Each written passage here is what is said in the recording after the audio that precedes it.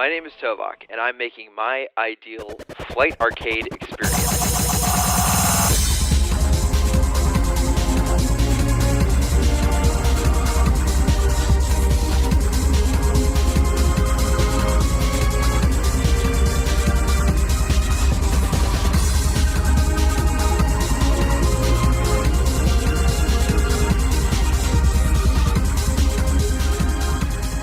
Now, the thing that really sets this apart from a dream game, if you will, is that this is not my dream game. My dream game is a whole nother point of discussion, and it's something I want to make someday, but I need to work on these smaller projects to get there. I'm making my ideal idea of a genre of game as my kind of love letter to those games. This game is Heliostratos, the game I've been working on while learning Unreal Engine 5 since November of 2023. This video is an overview of my game, a glimpse of the tools I'm using to get it done, and my progress thus far. Any resources I use will be linked in the video details. I'm really passionate about this game.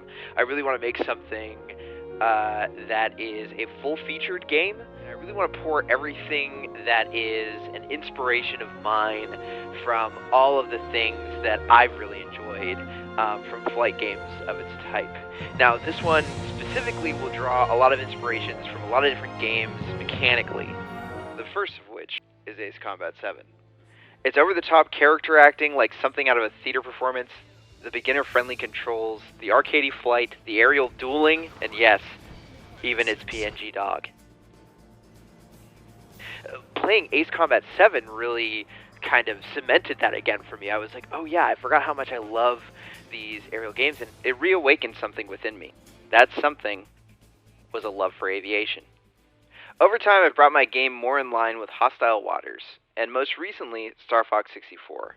If we make it a Venn diagram, then Heliostratos is in the middle. But what elements do I want to draw out from each game, and what other games have I drawn inspiration from? Ultimately, I want the game to have moments where it feels like all three of these games. The game will have loose directional shooting while the player is in maneuver mode, and the flight model will not be fixed, making use of camera lag, while the camera is sort of like Star Fox with a floating reticle that I've taken to calling the wiggle target.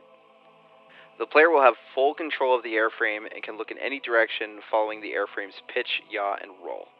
The game's aim-down sights locks the camera to the hole and provides for more pinpoint shooting, similar to some elements found in both Ace and Hostile Waters. The player also pilots the titular Stratofighter, which is an aircraft capable of conventional lift and aerodynamics, and near-space orbital controls.